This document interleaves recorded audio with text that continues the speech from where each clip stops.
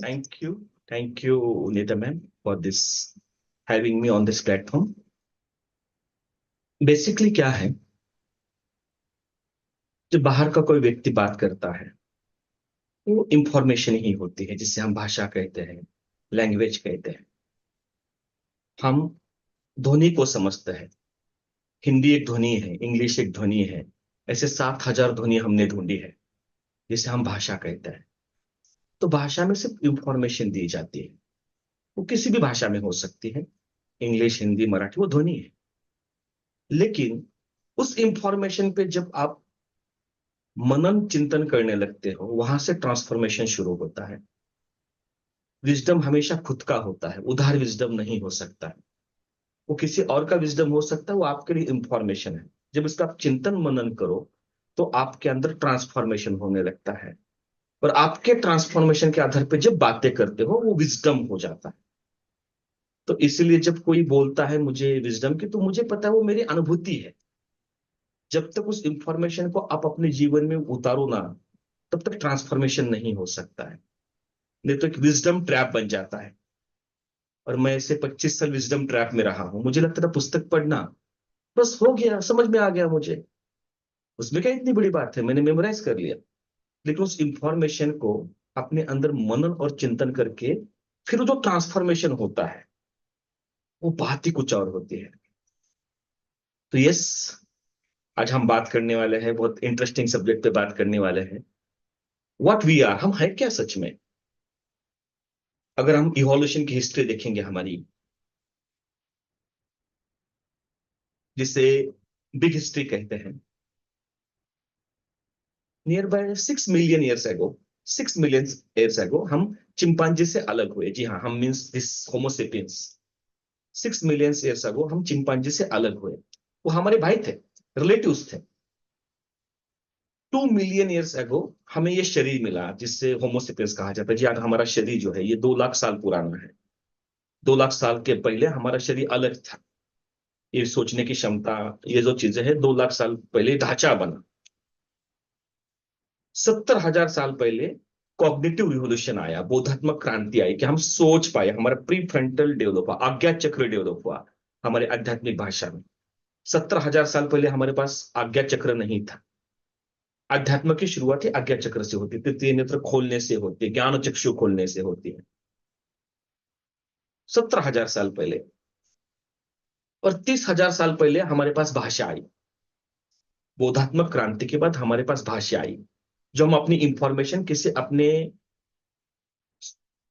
पहचान के लोगों को, अपने मित्रों को, अपने समुदाय को दे सकते हैं। अगर हम अपनी यात्रा देखेंगे, पहले हम प्राणी थे, एनिमल्स थे। फिर हम आदि मानव थे। एक लंबा समय हम गुफा में हमने बिताया है, लंबा समय, नियर बाय 1,90,000 साल जंगल में, गुफा में हमने बिताया। उसकी सारी मेमोरीज हमारी बॉडी में है। जी हाँ, each and every memories recorded in our cells. Evolutionary biology ये कहती है। 10,000 साल पहले हमने सभ्यता विकसित की। तो हमारी जो बिग हिस्ट्री है, हम एनिमल थे, फिर आदि मानव बने, अभी हम मानव है, होमोसेपियंस। अभी एनिमल्स और हम में क्या फर्क है? अगर हम ठीक से देखें, एनिमल्स और हम में क्या फर्क है, जैसा मनुष्य कहते हैं। एनिमल्स में 4 इंस्टिक्ट है, नेचुरल प्रेरणा उनके अंदर है। 4 ही प्रेरणा उनके अंदर बेसिकली है, जिसे कहते हैं आहार, निद्रा, भय, मैथुन। वो 4 चीजों से प्रोग्राम्ड है, उनके पास चॉइस नहीं है। आहार, निद्रा, भय, मैथुन। ये तो हम में भी है, आहार, निद्रा, भय, मैथुन। लेकिन हमारे पास 5वीं प्रेरणा दी है, सोचने की क्षमता, रैशनल, विचार करने की क्षमता। और जिस ये विचार करने की जो क्षमता है, जिस चीज पे आप ध्यान देते हो, वहां आपकी विचार करने की क्षमता प्रखर होती जाती है। जिस चीज पे आप ध्यान देते हो, वो डायमेंशन हमें ठीक से समझ में आने लगते हैं। जितना ध्यान गहरा होगा, उतने हमारी विचार करने की क्षमता ज्यादा बढ़ती जाती है। तो गहरा ध्यान, वो गहरे पानी पेट, कहते हैं ना, समंदर में आपको मोती चाहिए तो अंदर जाना पड़ेगा। मैं भीतर गया, मैं तर गया। मैं भीतर गया, मैं भी तर गया। जितना कोई भीतर जाएगा अपने अंदर, उतना अंदर से मोती लेके आ सकता है। तो इस पूरी यात्रा में, इस पूरी प्रक्रिया में हम सच में है क्या? कितने अलग अलग दृष्टिकोण हैं जो हमें डिफाइन करते हैं, लेबल्स लगाते हैं। सोशियोलॉजी अलग तरीके से हमें देखती है, फिलोसॉफी हमें अलग तरीके से देखती है, रिलीजन हमें अलग तरीके से देखता है, साइकोलॉजी हमें अलग तरीके से देखती है, इवोल्यूशनरी बायोलॉजी हमें अलग तरीके से देखती है। तो हम सच में है क्या? वेदांत कहता है बस आप शुद्ध ब्रह्म हो, शरीर में कैद हो चुके हो, लेकिन आप तो शुद्ध ब्रह्म हो, अहम ब्रह्मास्मि की बात कहता है। द्वैत कहता है नहीं नहीं नहीं, आप तो चैतन्य भी हो और आप भौतिक भी हो, दोनों का कॉम्बिनेशन है, cocktail of consciousness and physical reality. तो मैं इस पे काफी दिनों से चिंतन कर रहा था, ध्यान कर रहा था कि सच में हम अगर किसी को डिफाइन करना है, कैसे डिफाइन किया जाए?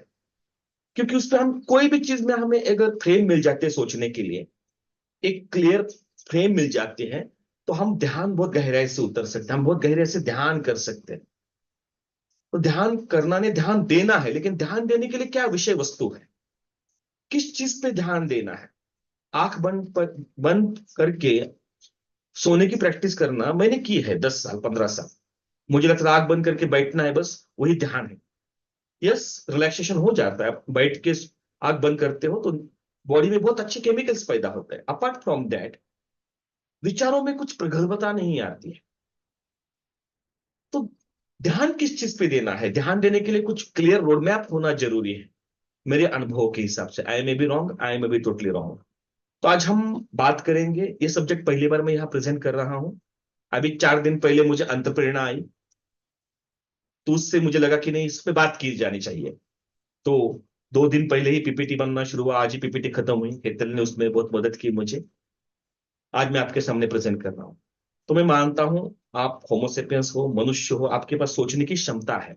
ध्यान देने की, सोचने का मतलब ध्यान देने की क्षमता। मनन, श्रवण मनन चिंतन निधिध्यासन, ये 4 सूत्र हैं। सुनो, मनन करो अपने अनुभव को, मन में मनन होता है, अपने अनुभव को चेक करो, मनन।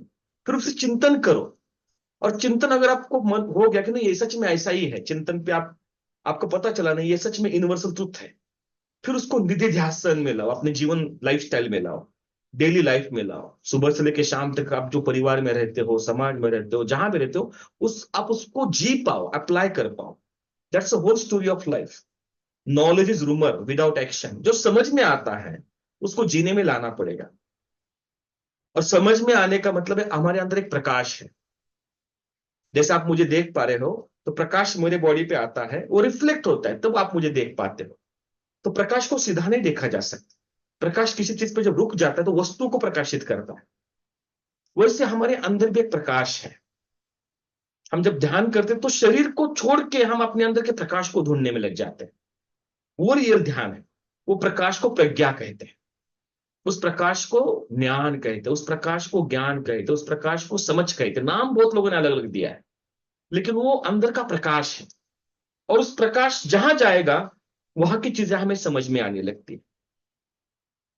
जो प्रकाश हमारे अंदर का प्रकाश, जिस पे हम कॉन्सेंट्रेटेड करेंगे, वो चीजें हमें समझ में आने लगती है। बुद्ध ने जाति स्मरण करवाया, अपने शिष्यों को पिछले जन्म में लेके गए। उनके प्रकाश को उन्होंने कैसे स्ट्रक्चर्ड करना सिखाया उनके साथ। और उन्होंने सिर्फ अपने अंदर ध्यान देना शुरू किया तो उनको अपने पिछले जन्मों के स्मरण आने शुरू हो गए। तो हमारे अंदर जो प्रकाश है, उस प्रकाश को किस वस्तु पे डालना है, उसको समझना आज की दुनिया में कुछ ज्यादा प्रासंगिक हो गया है। क्योंकि इतनी ज्यादा इंफॉर्मेशन, किस चीज, कौन सी इंफॉर्मेशन पे मनन करूं, चिंतन करूं, निधि ध्यासन करूं, वही समझ में नहीं आता है। इतने एक से एक अद्भुत चेतनाएं, एक से एक अद्भुत गुरु है, जो अद्भुत अद्भुत इंफॉर्मेशन देते हैं। और आज की यूट्यूब की दुनिया में कितनी इंफॉर्मेशन है, कितनी रिच इंफॉर्मेशन है। लेकिन क्या इंफॉर्मेशन मुझे ट्रांसफॉर्म कर पा रही है? क्या इंफॉर्मेशन मुझे ट्रांसफॉर्म करती है? ट्रांसफॉर्मेशन में मैं आ पा रहा हूं, नहीं पा रहा हूं, ये चिंतन का विषय है। इंफॉर्मेशन इकट्ठा करना, मेमोराइज करना, उसे रिप्ले करना, वो एक पार्ट है लाइफ का। लेकिन रियल लाइफ तभी स्टार्ट होती है जब ट्रांसफॉर्मेशन होता है। रूमी ने क्या खूब कहा है, रूमी कहते हैं कि पहले मैं पत्थर था, फिर मैं वनस्पति में आया, फिर मैं वनस्पति से ऊपर उठा, मैं प्राणियों में आया, प्राणियों से अभी मैं मनुष्य योनि में आया हूं, और अभी मैं देवता योनि, देवताओं की तरफ जा रहा हूं।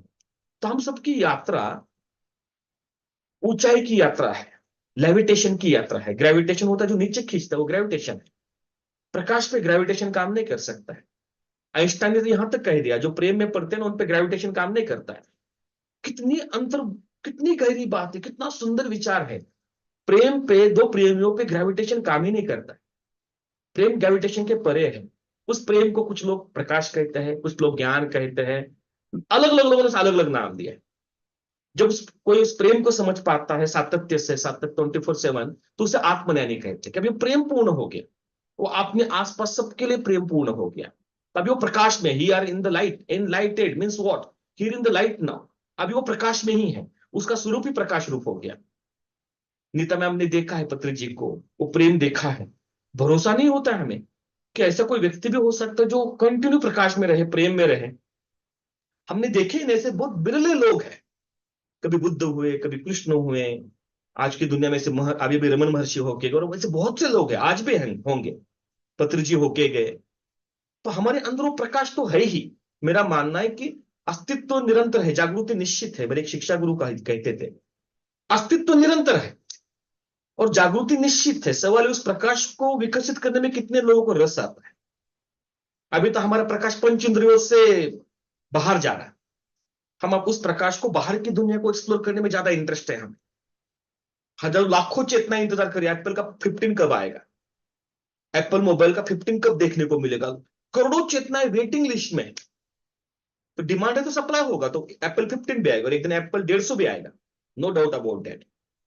लेकिन कितने लोगों को अपने अंतर जगत को एक्सप्लोर करने में रस है, क्योंकि ब्रह्मांड की व्यवस्था ऐसी है, मैंने जाना है, मेरा फर्स्ट हैंड एक्सपीरियंस है, कि आप जिस चीज को प्रकाशित करना चाहते हो, ब्रह्मांड उसको आप उस दिशा में आपको प्रकाशित करता है, ब्रह्मांड रिस्पॉन्ड करता है। तो हमारे अंदर जो प्रकाश है, वो सर्च लाइट जो है, वो सर्च लाइट हमें कहाँ लगानी है, आज इसको समझेंगे तो उससे ध्यान की आपको बहुत गहराई आ जाएगी। और मेरा अनुभव है, और इस अनुभव ने मुझे रूपांतरित किया, ट्रांसफॉर्म किया। मैं अपने लाइफ में, मेरी लाइफ सुलझ गई, मैं अपने परिवार में ज्यादा प्रेमपूर्ण रह पाता हूं, मैं अपने मित्रों में ज्यादा प्रेमपूर्ण रह पाता हूं। अब मेरे अंदर के एनिमल टेंडेंसीज मुझे परेशान नहीं करती, ग्रेविटेशन मुझे ज्यादा खींचता नहीं है। और ये बहुत आसान है, सच में आसान है। अगर समझ जाओ तो सब सब सच में आसान है, ना समझो तो फिर दुनिया दुष्कर है। यस, हम चीजों को ठीक से समझते हैं। ये फ्रेम, ये क्वेश्चन, ये सेशन 40 मिनट चलेगा नियर बाय, फिर हम क्वेश्चन आंसर भी करेंगे। मेरी कोई भी चीज माननी नहीं है, वो इंफॉर्मेशन है। उस इंफॉर्मेशन को श्रवण करो, मनन करो आपके अंदर, मनन करो क्या सच में ऐसा ही है। फिर उससे चिंतन रूपी कमल खिलेगा। मनन रूपी कीचड़ से चिंतन रूपी कमल खिलता है, और उस कमल जब आपको सुगंध फैलता है, आपके जीवन में फैल जाता है, निधि शासन हो जाता है। तो फिर जो चीज आपको समझ, प्रकाश समझ में आ जाए ना, फिर आप उसी पे केंद्रित रहोगे, क्यों अंधकार में जाओगे। अगर आप प्रकाश को देख लोगे तो अंधकार में जाओगे क्यों, अज्ञान में जाओगे क्यों। लेकिन क्लियर सोचने के लिए रोड मैप चाहिए। मेरा पर्सनल मानना है कि क्लियर रोड मैप चाहिए, जिसमें हम क्लियर सोच पाए। क्योंकि प्रकाश का जो स्वरूप है विचारों के परे है। जब आप विचारों में निष्कर्ष क्लियर हो जाते हैं, आप मानते हो कि ये वस्तु सच में काम की है, ये चीज सच में वास्तविकता है, ये सच में मेरे लिए, मेरा उद्धार करेगी, मेरे जीवन को आसान करेगी। आपके विचारों में एक बार निष्कर्ष क्लियर हो गए, आपके विचार स्पष्ट हो गए, उसके बाद विचारों के परे क्या वो प्रकाश प्रकट होने लगता है। फिर वो प्रकाश जीवन में आपको हर तरह से ट्रांसफॉर्म करने लगता है। और ये अनुभव से होता है, और हम सबका वो डेस्टिनी है, हम सबकी, होमो सेपियंस की वो डेस्टिनी है। हमारे अंदर के प्रकाश को विकसित हमें करना ही पड़ेगा। अस्तित्व को कोई जल्दी नहीं है। और जब तक हम उस प्रकाश को ढूंढते रहे, misery, suffering, pain, tension, insecurities, competition, वो निगेटिविटीज हम भरे रहेंगे। Yes, again thank you Neeta ma'am for having me on this platform. It's a blessing, it's a privilege for me always and forever. I mean it. मुझे पता है कि हम अपने इंफॉर्मेशन को जब किसी को देते हैं, टेस्टेड और ट्रस्टेड, तो कितने लोगों को मदद मिल सकती है। और इस दुनिया में सबसे सुंदर चीज है कि आप सहयोग करो, किसी को मदद करो। और विचारों से की हुई मदद मैं सबसे श्रेष्ठ मदद मानता हूं। क्योंकि विचार ऐसे कि व्यक्ति चला जाता है, लेकिन विचार हमेशा रहते हैं। बुद्ध के विचार आज भी है, कृष्ण के विचार आज भी है, हजारों लोगों को आंदोलित करते हैं प्रकाश की तरफ। तो thank you Neeta ma'am. Thank you sir. Yes, हम बात करते हैं। Yes, welcome. ये हम नियर बाय 40 मिनट बात करेंगे, फिर क्वेश्चन आंसर करेंगे। अगेन मेरी बात माननी नहीं है, जाननी है, अपने अंदर अनुभव करना है। हम क्या नहीं है, क्योंकि पहले कलयुग में उल्टी गंगा बह रही है। कहते हैं ना कि नाली जब तक गंगा में बहती है तब तक ठीक है, गंगा मैया इतनी बड़ी है कि नाली को बहा के लेके जाती है, गंगा सागर में विलीन करती है एक दिन। लेकिन जब गंगा ही नाली में बहने लगे, प्रॉब्लम है। तो पहले हमें समझना जरूरी है कि हम क्या नहीं है। आज की दुनिया की प्रासंगिकता है, कलयुग की ये स्पष्ट लक्षण है, लक्षण है कि पहले हमें डिफाइन करना पड़ेगा कि हम क्या नहीं है। वेदांत उसे कहता है अहम, हमारे अंदर एक अहम बना हुआ है, उस अहम के वजह से हम दुखी है। उपनिषद कहते हैं कि हम अंधकार में हैं, इसलिए परेशान है, अज्ञान में है इसलिए हम परेशान हैं। हम क्या नहीं है, पहले इसका स्वरूप समझ में आ जाए, फिर हमें क्या है वो शेष रह जाता है, और जो शेष है वही विशेष है। हम क्या नहीं है, इसको समझने के लिए एक रूपक लेते हैं। 10 हेड्स ऑफ रावण। रावण एक फेमस कैरेक्टर है, माइथोलॉजी है, अहंकार का स्पष्ट स्वरूप है। अहंकार की जब जब बात होगी तो रावण का जिक्र जरूर आएगा। कहते हैं भगवान राम को अपने अहंकार का ज्ञान था, उनके अहंकार प्रकाश में था, और रावण को तो अपने ज्ञान का ही अहंकार था। तो ये जो 10 सर है रावण के, आज की हमारी स्थिति का ये बहुत अच्छा वर्णन है। आप इससे रिलेट कर पाओगे, हम इसे समझ पाएंगे कि हम क्या नहीं है। हमारे अंदर रावण भी है और हमारे अंदर राम होने की संभावना भी है। मैं दशरथ पुत्र राम की बात नहीं कह रहा हूं, तो उस राम की बात कह रहा हूं जो इस पूरे ब्रह्मांड में छाया हुआ है, जो सुप्रीम है, ब्रह्म है, जो सुप्रीम इंटेलिजेंस है, वो भी हम में है। उस राम की बात कर रहा हूं। ये रावण के 10 सर फेमस है, हम सब देखते देखते बड़े हुए हैं, दशहरा को इसको जलाते जलाते हैं हम बड़े हुए हैं, लेकिन उसका बोध खो गया। रावण का, हम रावण को क्यों जलाते हैं? वो हमारे अंदर जो अज्ञान है, अहम रूपी अज्ञान है, उसको जलाने की बात है। लेकिन अभी वो एक रिचुअल बन के रह गया, कर्मकांड बन के रह गया। उसके पीछे का जो संदेश है, मैसेज है, मीनिंग है, वो हम खो गए हैं। पहला सर है अज्ञान का। सारी गड़बड़ियां अज्ञान से शुरू हो जाती है। अज्ञान का मतलब है जो मैं नहीं हूं मैं उसे मान लेता हूं, जो मैं नहीं हूं मैं उसे मान लेता हूं। मैं शरीर नहीं हूं, मैं आत्मा हूं, मैं ऊर्जा हूं, लेकिन मैं मान लेता हूं कि मैं तो शरीर हूं, फलाने फलाने घर में आया हूं, उसका नाम है। सबसे शुरुआत होती है अज्ञान से। अज्ञान सबसे गहरा भ्रम है। अज्ञान से ही दुख पैदा होता है। और जब हमें मूल स्वरूप समझ में आता है जो हम हैं, तो हमारा दुख अपने आप कम होने लगता है, क्योंकि प्रकाश जब होता है ना, तो अंधकार नहीं रह सकता। अज्ञान अंधकार है। अंधकार में क्या दिखेगा? दूसरा स्तर है अज्ञान से भ्रम पैदा हो जाता है, इल्यूजन पैदा हो जाता है। हम अंधकार में हैं, अज्ञान में हैं, तो हमें भ्रम पैदा हो जाता है। किस चीज का भ्रम? हमें लगने लगता है कि हम कुछ है, हम कुछ कंट्रोल कर सकते हैं। हमारे अंदर एक इल्यूजन पैदा हो जाता है, जिसे डुअरशिप कहते हैं। गीता का पूरा संदेश ही है, अर्जुन तू भ्रम में मत रहे, तेरे हाथ में तो कर्म का अधिकारी है, तो फल का अधिकारी बिल्कुल नहीं है। तो हमें भ्रम होने लगता है कि हम फल को कंट्रोल कर सकते हैं, हम फल क्रिएट कर सकते हैं। आज पूरी मानवीय जात, पूरी मानव जाति जो तनाव में है, चिंता में है, उसके पीछे मूल कारण उसका भ्रम है। उसे लगता है कि वो परिणामों को नियंत्रित कर सकता है या परिणामों को कंट्रोल कर सकता है। बड़ी अद्भुत घटना है। आइंस्टाइन ने जब E=mc² फॉर्मूला बनाया और उस पर न्यूक्लियर बॉम्ब बना, और जापान में जब न्यूक्लियर बॉम्ब गिरा, तो 70,000 लोग 2 मिनट में खाक हो गए। 70,000 पीपल फिनिश। आइंस्टाइन पूरे जीवन में गिल्ट में रहा कि मेरे वजह से वो फॉर्मूला बना, न्यूक्लियर बॉम्ब बना, और इतने लोग मरे। जिसने वो बॉम्ब डाला था जापान पे 1945, वो बंदा अभी भी मरा है 2-4 साल पहले। वो पूरे जीवन में टॉर्चर में रहा कि मैंने ये क्या कर दिया। वो पूरे जीवन में वो टॉर्चर में रहा कि यार मेरे बाम डालने की वजह से कितने लोग मरे। I am responsible for what I talk, I am not responsible what you understand.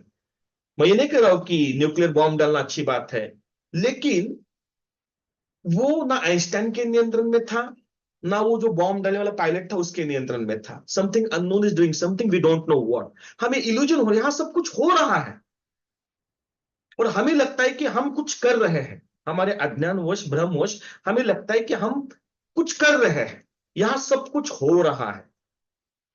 और आप वो समझ जाओ तो लाइफ सच में झिंगा लाला है। आप सिर्फ अपना कर्म को एंजॉय करो, चाहे ध्यान सिखाने का कर्म हो, चाहे बच्चों को बड़ा करने का कर्म हो, चाहे टीचिंग करने का कर्म हो, आप सिर्फ चाहे क्रिकेट खेलने का कर्म हो, चाहे पॉलिटिक्स खेलने का कर्म हो, आप कुछ भी करो, फल किसी अज्ञात एजेंसी के हाथ में है।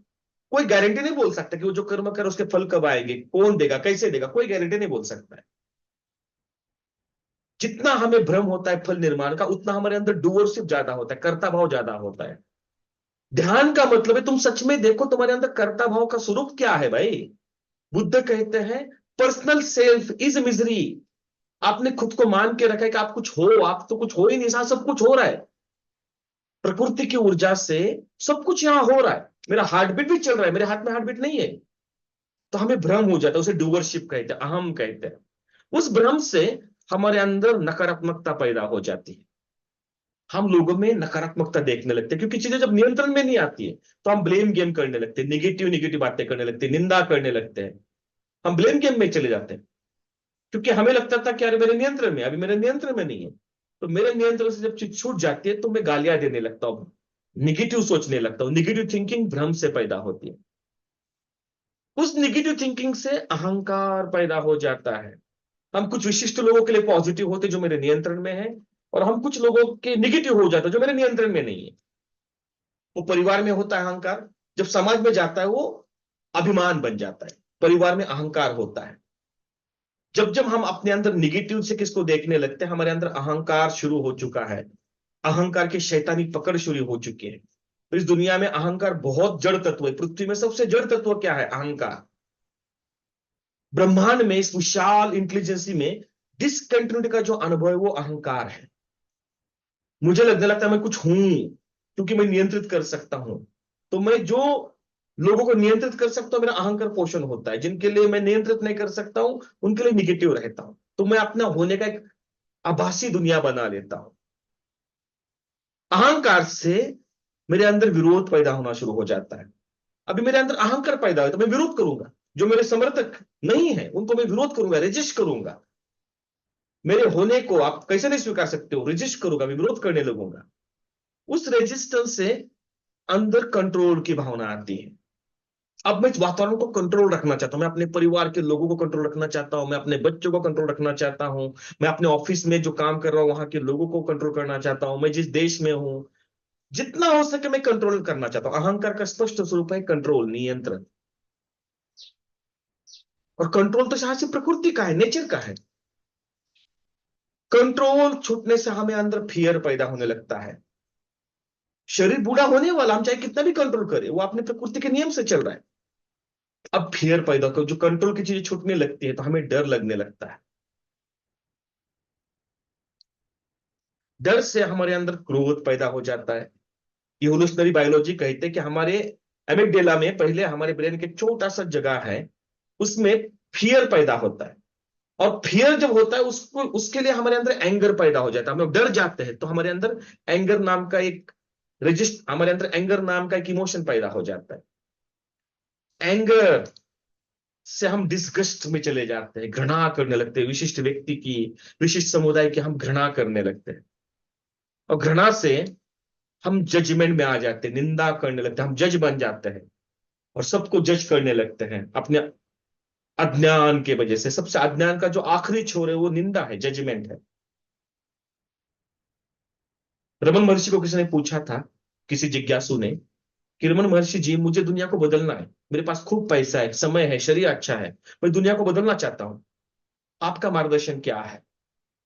रमन महर्षि ने कहा, रचनाकार ने जो रचना की है वो अपने रचना को संभालने में समर्थ है। कृपया आप अपना ध्यान दीजिए, आप अपने आप पे ध्यान दीजिए। रत्नाकर ने जो दुनिया बनाई है वो अपने दुनिया को संभालने में सक्षम है। कृपया आप अपने अंदर ध्यान दीजिए।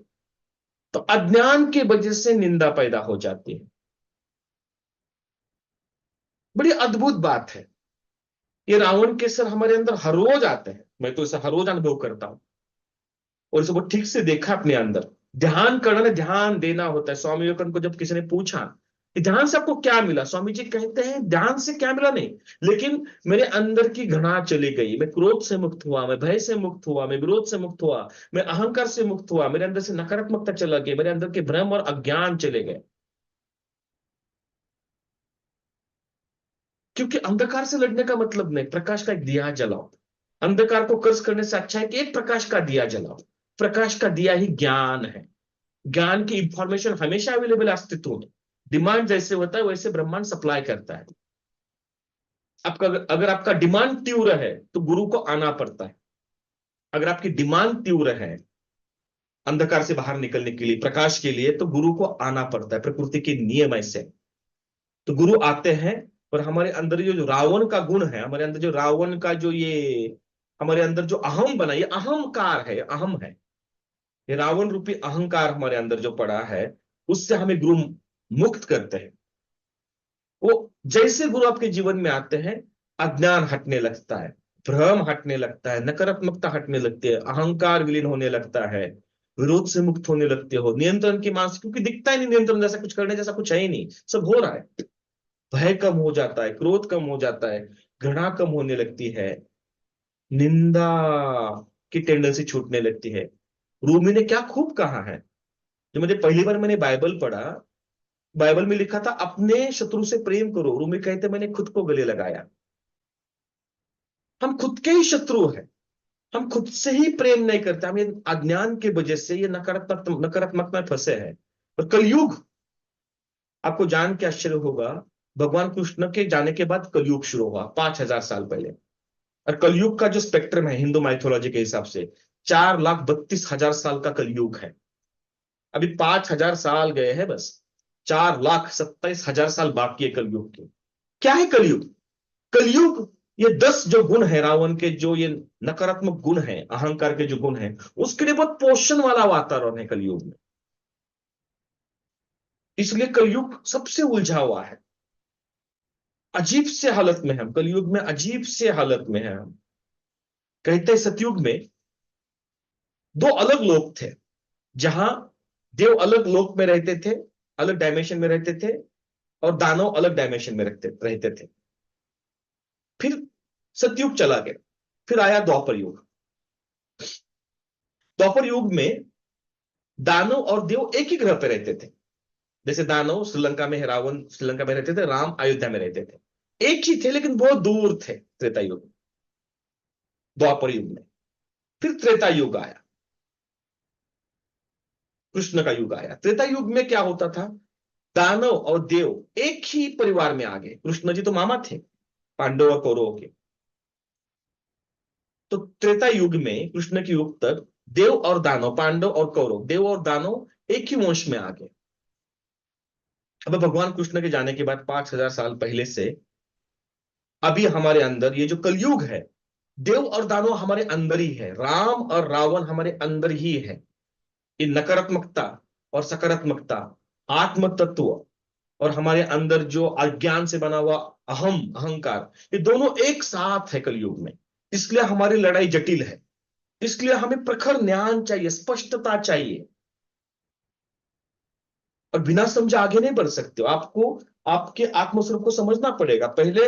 हमारे अंदर जो नकारात्मक अहंकार है, जो अहम भाव है, उससे मुक्त होना पड़ेगा। अहम भाव से जब मुक्त होते हो तो आत्मा को समझना बहुत आसान है। इसी जीवन में मुक्त हुआ जा सकता है। Enlightened, you are in the light. तो ये जो कलयुग है, कलयुग की हमारी अपनी प्रासंगिकता है, कलयुग के अपने अपने चैलेंजेस हैं। तो ये जो गुण है, इन गुणों से मुक्त होना भी, अंधकार से लड़ना नहीं है, हमारे अंदर प्रकाश विकसित करना है। हम क्या नहीं है, उससे जरा हमें क्या है उस पर ध्यान देना पड़ेगा। ध्यान का मतलब है मैं क्या हूं, उसकी खोज, हु आई एम, उसकी खोज। फिर हम है क्या एग्जैक्टली चलो हम क्या नहीं है समझ में आ गया, हम अहम तो नहीं है। हमने अहम के 10 गुण देखे, रावण रूपी अहम के 10 गुण देखे। हम कलयुग में हैं, कारणवश यहाँ आए हैं, फिर हम हमें है क्या सच में? जीवन धारा, हमारे अंदर जीवन धारा बहती है। जी हाँ, आप जीवन हो, आप आत्मा हो, आप ऊर्जा हो, नाम कुछ भी दो। फिजिक्स कहता है energy, no problem, energy cannot destroy और cannot create, it is only transform. उसे ट्रांसफॉर्म किया जा सकता है। तो जीवन धारा है, हमारे अंदर जीवन धारा है। ये जीवन धारा का स्वरूप क्या है? इस चार ही चीजें इसमें, लाइफ एनर्जी में। आप अपने अंदर देखिए, मनन करिए, मेरी बातें मत मानिए। सबसे पहले हमारे अंदर शरीर भाव है, फिर हमारे अंदर वस्तु भाव है। हमारे अंदर सबसे पहले शरीर भाव है, शरीर का भाव है। हमारे पास शरीर है, तो शरीर में दो भाव प्रधान है, खाने का और सेक्स का।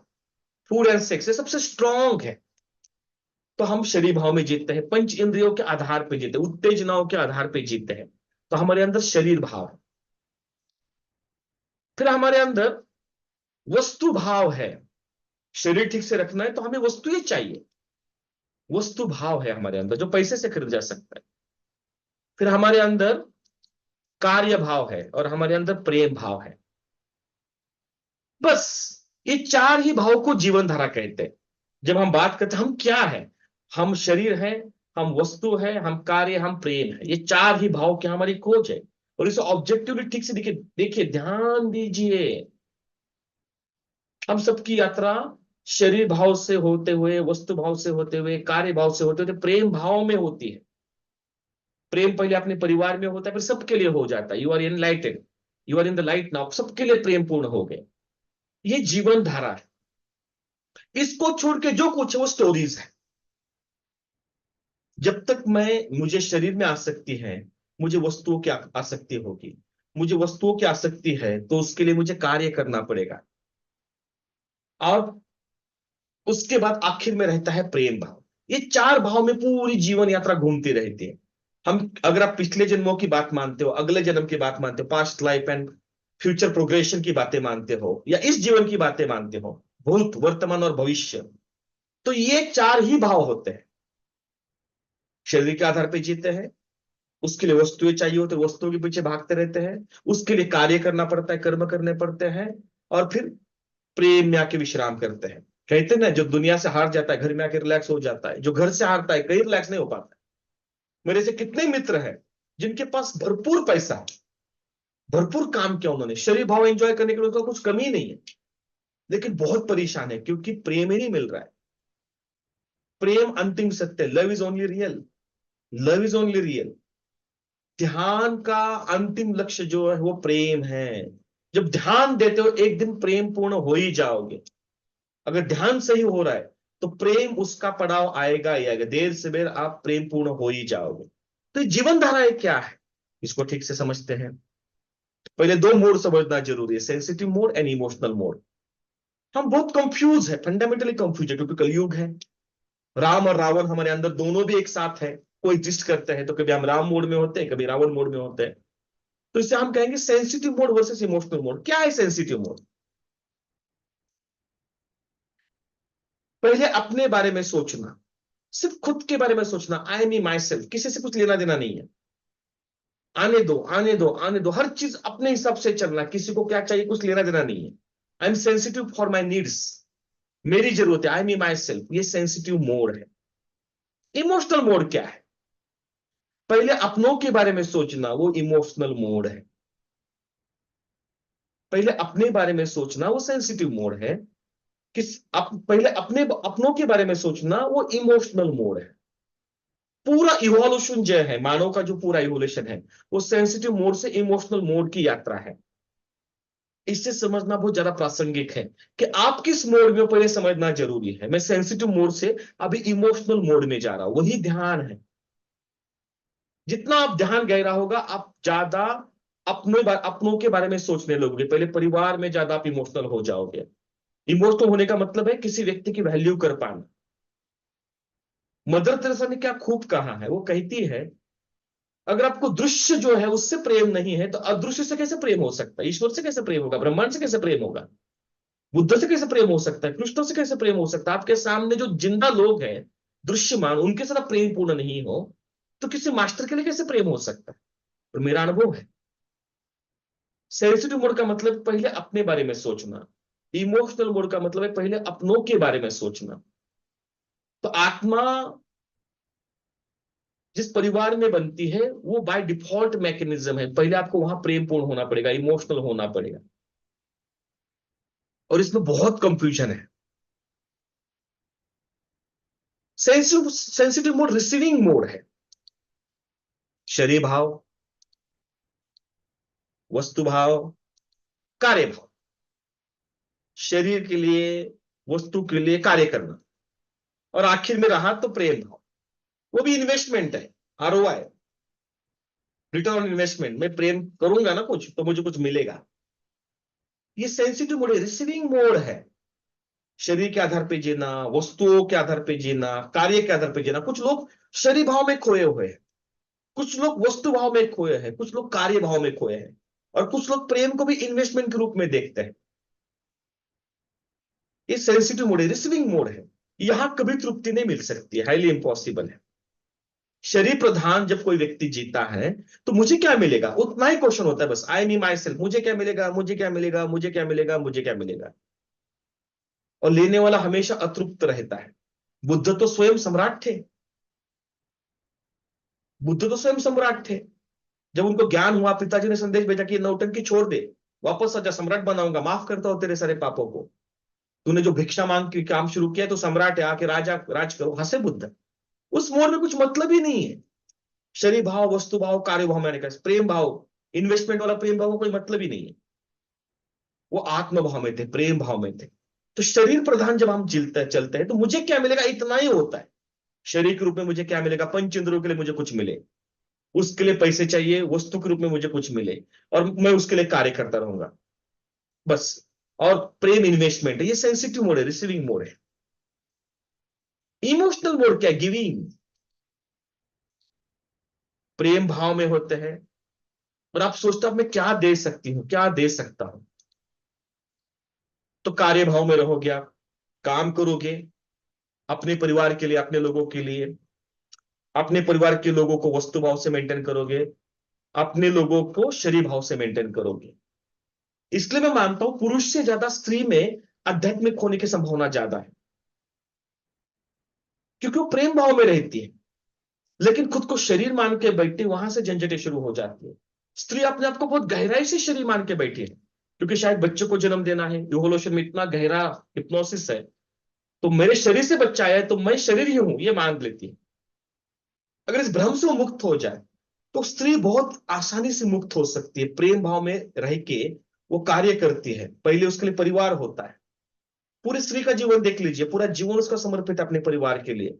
वो काम करती है, वस्तु भाव अपने बच्चों को देती है, परिवार को देती है, शरीर भाव उनका मेंटेन करती है। ये इमोशनल मोड है, और यही यात्रा है। बुद्ध ने वही किया, प्रेम भाव में रहे, कार्य भाव किया, वस्तु भाव की सीमा समझाई, शरीर भाव की सीमा समझाई। बोले छोड़ो इस चक्कर को, तुमने जन्म लिया वही दुख का कारण है, निकल जाओ इस चक्कर से, इस रिपीटेटिव कंपल्सिव साइकिल से निकल जाओ। इससे कोई निकलने वाला, इसमें कोई मतलब नहीं, सर्कुलर मोशन में देखो तुम। और तुम अपने अंदर स्थित हो जाओ, अपने अंदर की प्रेम भाव को समझो, अपने अंदर की मूल ऊर्जा को समझो। तो ये इमोशनल मोड है। और ये चार ही भाव है। ठीक से देखना, ध्यान देना, मनन करना, चिंतन करना। मेरी बात मत सच मानना, पांचवा भाव आपको कुछ नहीं मिलेगा। और जितना प्रेम भाव आपको समझ में आता है उतना आज्ञा चक्र खुलने लगता है। जितना प्रेम भाव में रहते हो ऊर्जा ऊर्ध्वगामी होने लगती है। जितना प्रेम भाव में रहते हो सारी देवी ऊर्जाएं, देवी शक्ति आपको मदद करने लगती है आपके प्रेम भाव के लिए। मदर तेरेसा 16 साल की थी कलकत्ता में, और 70-80 सालों में पूरे वर्ल्ड में फैल गए। उनके बारे में काफी कॉन्ट्रोवर्सीज है। मैं गया हूं कलकत्ता में, उनके आश्रम में गया हूं, लेकिन उनके प्रेम को कोई नकार नहीं सकता है। उन्होंने जिस तरह से अनाथ बच्चों के लिए काम किया, कार्य किया, उनके लिए वस्तु भाव और शरीर भाव के लिए उनको वस्तु भाव और शरीर भाव जिस तरह से मेंटेन किया, पूरा जीवन उन्होंने कॉन्ट्रीब्यूट किया है। 30-40 हजार बच्चों को उन्होंने, अनाथ बच्चों को लेके उनकी सेवा की है। ध्यान नहीं किया उन्होंने, सेवा से पहुंच गई वो। तो प्रेम ही सोल्यूशन है। कुछ लोग ध्यान से पहुंच सकते हैं, कुछ लोग सेवा से पहुंच सकते हैं, लेकिन ये चार ही फंडामेंटल भाव है। मेरा मानना है परिवार में तो आप रहो, प्रेम भाव, कार्य भाव, वस्तु भाव, शरीर भाव छोड़ के जो कुछ हम करते हैं वो अहम भाव की यात्रा है। सारी स्टोरीज है, मैं यूट्यूब पे जितना नॉलेज देखता हूं, पढ़ता हूं, प्रेम भाव, कार्य भाव, वस्तु भाव, शरीर भाव छोड़ के जो कुछ चलता है वो स्टोरीज है, अहम भाव की स्टोरीज है। प्रेम प्रधान में क्या होता है, मैं क्या दे सकता हूं। बुद्ध को लगा कि मुझे जो तृप्ति मिले मैं क्या दे सकता हूं, तो उन्होंने संन्यास दिया। जब राहुल को पहली बार मिले, 6 साल का राहुल, यशोधरा गुस्से में थी, बोले इसको क्या दोगे, हाथ में भिक्षा दे दी, सन्यासी बन गया। 6 साल के बच्चे को, उनको पता यही सार्थक है, बाकी तो चक्कर है। प्रेम भाव में प्रधान प्रश्न, मैं क्या दे सकता हूं, मैं क्या दे सकती हूँ। हम सबकी डेस्टिनी है प्रेम भाव में आना। शरीर भाव में, सेंसिटिव मोड में आज तक किसी को तृप्ति नहीं मिली। अरे भाई, हृदय तृप्त नहीं होता, इंद्रिय क्या तृप्त होगी। हृदय तृप्त नहीं तो इस दुनिया में कुछ नहीं हो सकता है। और जब हृदय तृप्त होता है तो बात ही कुछ और है। और हम सब हृदय तृप्ति की खोज में हैं। उसी के लिए ध्यान है, उसी के लिए सारी झंझटें हैं, हृदय तृप्ति के लिए अंदर देखना है। बॉडी वर्सेस सोल, ये बॉडी सेंसिटिव मोड है। इच्छा, वासना, कामना, अपेक्षा, बॉडी में चार ही चीजें ज्यादा होती है। इच्छा, वासना, कामना, अपेक्षा, ये चार ही चीजें बनती है बॉडी में। और इमोशनल मोड में प्रेम होता है। मैं अपनों की इच्छा, वासना, कामना, अपेक्षाओं को कैसे पूर्ति करूं। प्रेम अनकंडीशनल होने का नाम है। Love is only real. Prem unconditional होने का नाम है। वासना, इच्छा, कामना, अपेक्षा है। अब आप अपने नहीं, अपने पार्टनर की, अपने परिवार के लोगों की जो वासना, इच्छा, कामना, अपेक्षा है, उनको देख के तृप्त होने लगते हो। अगर ध्यान गहरा होने लगा है, अंदर का अहम पिघलने लगा है, तो आपके अंदर इच्छा, वासना, कामना, अपेक्षा आपके खुद की बहुत कम हो जाएगी। इच्छा मूलाधार चक्र में होती है, वासना स्वादिष्ठान चक्र में होती है, कामना मणिपुर चक्र में होती है, अपेक्षा हृदय में होती है, अतृप्त हृदय में अपेक्षा होती है। जब आप प्रेम में आ जाते हो तो आप हृदय सेंटर से काम करने लगते हो, आप ऊर्जा आपकी ऊर्ध्वगामी होने लगती है सहस्त्रार तक। वो पूरी एक यात्रा है, लेकिन पहले प्रेम में आना पड़ेगा। जब तक मैं परिवार में प्रेम पूर्ण नहीं हूं, अहम भाव छोड़ के नहीं हूं, तो अध्यात्म यात्रा बहुत लंबी यात्रा बात है। तो हमारे सबका इवोल्यूशन वही है, शरीर भाव से आत्म भाव में आना, वही हम सबकी इवोल्यूशन है, हम सबकी डेस्टिनी है। इसके लिए हम क्या कर सकते हैं।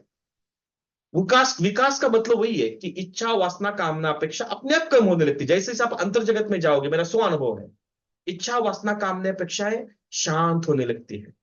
आप तृप्त होने लगते हो, पावर ऑफ नाउ। आप यही खुश होने लगते हो। भविष्य जैसा कुछ रहता नहीं, भूतकाल की पीड़ा नहीं रहती, भविष्य की चिंता नहीं रहती, वर्तमान का विरोध नहीं रहता है। और आपके हृदय में इतना होता है कि मैं क्या दे सकता हूं, क्या दे सकती हूँ। इसके लिए हम क्या कर सकते हैं। Tools of transformation. ऐसे मानवीय सभ्यता में अलग अलग तरह के टूल्स हुए ट्रांसफॉर्मेशन के। ध्यान, साधना, उपासना, पूजा, आरती, तप, जाप, व्रत, यज्ञ, प्रत्याहार, प्रार्थना, ऐसे अलग अलग तरह के टूल्स की बातें हुई अलग अलग सभ्यताओं में। अलग अलग उस समय के प्रतिभाशाली, प्रज्ञावान, आत्मनिर्भर लोग, प्रेम पूर्ण लोग, उन्होंने टूल्स दिए ट्रांसफॉर्मेशन के लिए, इंफॉर्मेशन दी। उस इंफॉर्मेशन को अपने ठीक से अपने अंदर उतारा तो ट्रांसफॉर्मेशन होना शुरू हो जाता है। ध्यान, अंदर मन एकाग्र करोगे तो ऊर्जा अपने आप ऊर्ध्वगामी होने लगती है, हृदय चक्र तक आती है तो प्रेम पूर्ण होने लगते हो। साधना, साधना संकल्प सिद्ध, कुछ चीजें सिद्ध करने के लिए साधना होती है। उपासना नित्य होती है, हर रोज होती है। ग्रेटिट्यूड उपासना है, हर रोज ग्रेटफुल होना वो उपासना है। पूजा होती है, आपसे जो श्रेष्ठ चेतनाएं हैं उनके हम पूजा करते हैं भक्ति मार्ग में। आरती हम करते इष्ट देवताओं के, प्रकाश रूपी, उनको हम सम्मान देते हैं, वो आरती है। तब हम अपने योग मार्ग में अपने शरीर को तपाते हैं, ऊर्जा को ऊपर लेके जाते हो, तप है शुद्धिकरण के लिए, तब बहुत जरूरी है। नाम जाप होता है, एक मंत्र को लेकर आप एकाग्र हो जाते हो, गुरु को मंत्र को लेकर आप एकाग्र हो, नाम जाप करने लगते हो, जिसे ऊर्ध्वगामी ऊर्जा होने लगती है। व्रत, हम उपवास करते हैं, व्रत करते हैं। जैन धर्म व्रत पे बहुत ज्यादा फोकस करता है। यज्ञ भी होते हैं।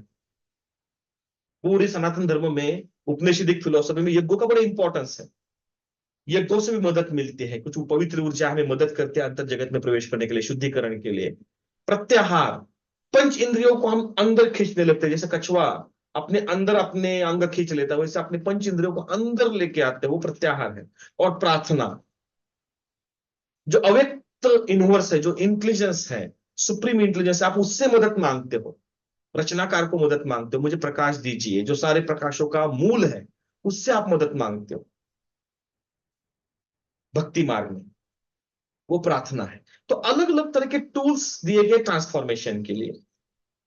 बस प्यास सच्ची चाहिए। अगर आपकी प्यास सच्ची है तो आपको दुनिया की कोई ताकत नहीं रोक सकती है इमोशनल मोड में आने के लिए, प्रेम के मोड में आने के लिए, प्रकाश के मोड में आने के लिए। स्पिरिचुअल प्रोग्रेस का मतलब ही क्या है? आज स्पिरिचुअल प्रोग्रेस अपने आप में बहुत मिसअंडरस्टूड और मिस इंफॉर्म्ड सब्जेक्ट है। What spirit actually is spirituality, what spirit actually is spirituality miss informed है, मिसअंडरस्टूड है। शरीर की तो बात ही नहीं है, शरीर का हम सबको अनुभव है। तो हम आंख बंद करके बैठे तो शरीर को वही को वही रखते हैं। अब शरीर से छोड़ के जो कुछ है, वो जो चैतन्य रूप है, जो हमारे अंदर इलेक्ट्रोमैग्नेटिक एक्टिविटीज है, हम उसको समझने की कोशिश करते हैं। ध्यान, हम सब शरीर प्रधान है, हम सबको प्रेम प्रधान होना है, हमें प्रेम पूर्ण होना है। और ये मार्ग गृहस्थियों के लिए है, सन्यासियों के लिए प्रेम प्रधान मार्ग नहीं है। सन्यासी संसार को छोड़ देते, परिवार को छोड़ देते हैं, वो योग मार्ग में चले जाते हैं, हिमालय में जाके बैठ जाते हैं, तो उनका मार्ग अलग, वो बाईपास है। हम गृहस्थ है, हम यही प्रेम पूर्ण होके अपने आत्मा को जान सकते हैं। और बहुत आसान है, अगर अहम छोड़ते हो, अहंकार को स्वरूप को समझते हो, तो बहुत आसान है प्रेम पूर्ण होना।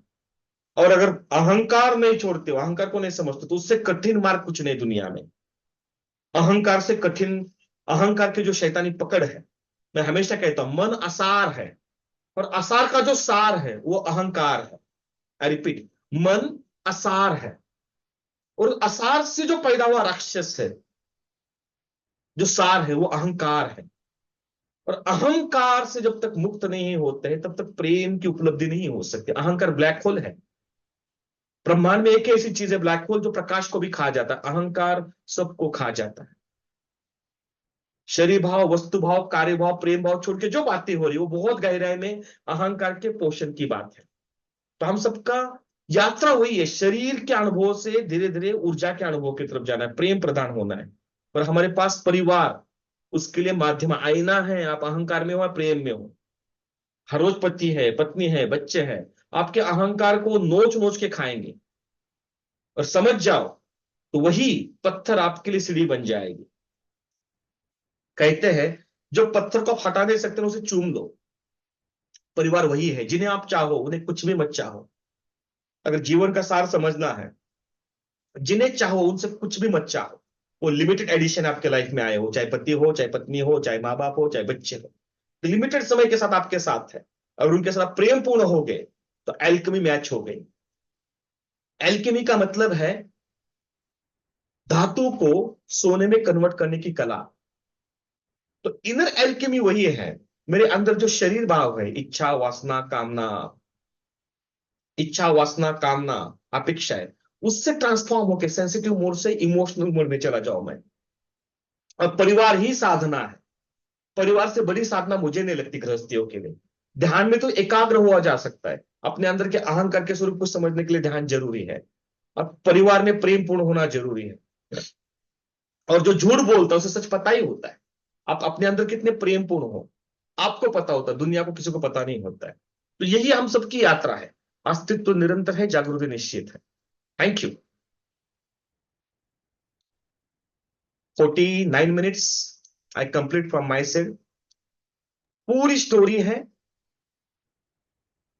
शरीर भाव, वस्तु भाव, कार्य भाव और प्रेम भाव। बस प्रेम के आधार पे, प्रेम आधार बन जाए हमारे जीने का, और इसी जीवन में संभव है। और जो इतने सुंदर हमारे पास लोग हैं, पोते हैं, पोती है, पति है, पत्नी, वो इतने आपके लिए बनाए गए हैं उन्हें। I mean it. समझ में आए ना, अहंकार समझ, अहंकार ना समझे का शिखर है। अहंकार हर रोज टूटता है, लेकिन फिर वापस हम अहंकार को पकड़ लेते हैं। और अहंकार को समझे बगैर किसी को आत्मा का ज्ञान नहीं हो सकता है, पॉसिबल ही नहीं है। उपनिषद की ऋषि तो यहां तक कहते, जो कहते हैं जानते, उन्हें पता नहीं है, और जो कहते पा लिया वो तो उससे बहुत दूर है। माँ प्रेम करती, दावा नहीं करती। 30 साल हो गए मेरे बच्चों को खाना खिलवा रही हो, अविरत प्रयत्न करती हो, अविरत साधना करती हो। मैं हिमालयों के साधु के साथ रहा हूं, 20-20, 30-30 साल कठोर साधना करते, उससे कठोर साधना है माँ बनना। और आप सब मदर्स हो, मैं गारंटी के साथ बोलता हूं, हिमालय के साधु के साथ रहा हूं, मेरे मित्र हैं। मोनी बाबा 5 साल के थे, हिमालय में चले गए, 25 साल कठोर साधना की। उस कठोर साधना से कठोर साधना है मां बनना, बच्चों को प्रेम करना। बाप तो भाग जाता है, बाप को 3 दिन बच्चे दोगे ना, उसको विरक्ति आ जाएगी, आई मीन इट। यशोधरा कहती है कि अगर बुद्ध माँ होते तो कभी बच्चों को छोड़ के नहीं जाते ज्ञान के खोज में। प्रेम ही ज्ञान है। और बुद्ध को आखिर में कहना पड़ा, धम्मसूत्र पढ़िए, 84,000 सूत्र है नीता मैम धम्मसूत्र में। कहते पहले उन्होंने संसार को नकारा है, फिर बोलते संसार ही राजमार्ग है, और संसार ही राजमार्ग है, बस अहंकार सबसे बड़ा रोड़ा है। शरीर भाव, यस हम शरीर में हैं, हम सब हैं, नथिंग रॉन्ग विद दैट। वस्तु भाव लगेगा लगेगा, कार्य करना पड़ेगा, और उससे हमें प्रेम भाव विकसित करना पड़ेगा। अगर आप दावा नहीं करते हो तो प्रेम अपने आप आएगा, खींच के आता है, क्योंकि जो चीज आप ढूंढते हो वो चीजें भी आपको ढूंढती है। ब्रह्मांड में से कितने अज्ञात ऊर्जाएं है, देवता है, जो आप प्रेम भाव में आते हो तो वो आपके पास भाग के आती है मदद करने के लिए। आपको आपको हीलिंग कर देगी, वो आपके प्रॉब्लम सॉल्व कर देगी। लेकिन आप अहम छोड़ते हो तभी। जब मैं था तब हरि नहीं, अब हरि है तो मैं नहीं। वहां दो को एग्जिस्ट नहीं कर सकते, तो मां होगा ना बच्चा होगा। क्योंकि मां को देखना, आपको देखा मां जैसा कुछ है ही नहीं है, सिर्फ बच्चा है। 24/7 वो बच्चे के लिए मां पूरी नियोजित है, एक ही ऊर्जा है, अद्वैत का अनुभव है मां बनना। और आप, मुझे लगता है आप सब ने मां होने का अनुभव है। तो प्लीज फंडामेंटल को ठीक से समझिए, मनन करिए, अपने अनुभव को चेक करिए, और देखना प्रेम अविनाशी तत्व है। इस दुनिया में सबसे शक्तिशाली तत्व प्रेम है। अब प्रेम, जितना आप प्रेम को समझोगे उतना ऊर्ध्वगमन ऊर्जा का होना निश्चित है, निश्चित है, निश्चित है। आई होप ये प्रेम आपको समझ में आ जाए। जब मैं पहली बच बच्चा था, आज भी बच्चा हूं, दिल तो बच्चा है जी, छोटा बच्चा हूं। जब तक हमें आत्मा का ज्ञान ना हो जाए हम सब बच्चे हैं। किसी के शरीर थोड़े बड़े हो गए, लेकिन है तो हम बच्चे ही। तो मेरे सदगुरु के सामने रोता रहता था, मुझे ज्ञान दो, मुझे आज्ञा चक्र खोल के दो, ब्रह्मांड में ये क्या होती ऊर्जा है मुझे समझाओ। हंसते थे। उन्होंने मेरी पहली साधना दी थी, सब में अच्छा ही देखना शुरू करो। वो समझने में मुझे 25 ईयर्स तक लगे कि सब में अच्छा ही देखते। मुझे लगा, मुझे मेरे गुरु जी इतनी ऊंचे उच्च कोटि की ये क्या साधना दे दी, सब में अच्छा ही देखो यार, सो बोरिंग। मुझे लगा कोई तो कठिन साधना देंगे, यम नियम आसन, कोई मंत्र देंगे, खाना नहीं खाना है, सब तैयार था मैं। बोले सब में अच्छा ही देखना शुरू करो। आप सब में अच्छा ही देखते हो ना, अहंकार का पोषण ही नहीं हो सकता। अहंकार जो है ना पैरासाइट, वो निगेटिविटी पे जिंदा रहता है। जब जब आपको किसी में निगेटिव दिखे ना, समझा आपके अंदर का अहंकार, वो राक्षस जागृत हो गया है। और आप पॉजिटिव देखो, अहंकार वहां रह ही नहीं सकता है। और मुझे ये ठीक से समझने में 25 साल लग गए। और मुझे लगता है अब ये टाइम किसी का ना जाए, एक दिन भी किसी का वेस्ट ना हो। आपके आसपास की आत्माएं कब शरीर छोड़ के चल जाए कोई गारंटी नहीं है। दे आर लिमिटेड एडिशन, बहुत लिमिटेड समय के लिए आपके साथ बंधे हैं, और वो आपके आत्मा को प्रकट करने के लिए आपके साथ है। तो प्लीज प्लीज प्लीज होश में आइए। आत्मा को जानने के बहुत से मार्ग हैं, हजारों बुद्ध पुरुष ने अपने अपने तरीके से मार्ग बताया है। आपको आपका खुद का मार्ग ढूंढना पड़ेगा। प्रेम सबसे आसान मार्ग है। मैं ऐसे साधुओं को मिला हूं जो कठोर साधनाएं उन्होंने की है, लेकिन उनमें प्रेम भाव नहीं है। इतना प्रखर ज्ञान है, इतना भयंकर ज्ञान कि आपकी आत्मा ब्लैक होल में चली जाएगी, इतना प्रखर ज्ञान, लेकिन प्रेम का अंश नहीं है। और मुझे हमेशा प्रश्न पड़ता था, इतनी सिद्धि है, भूत भविष्य वर्तमान जानते हैं, ऐसा करते हीलिंग हो जाता है, लेकिन प्रेम भाव क्यों नहीं है।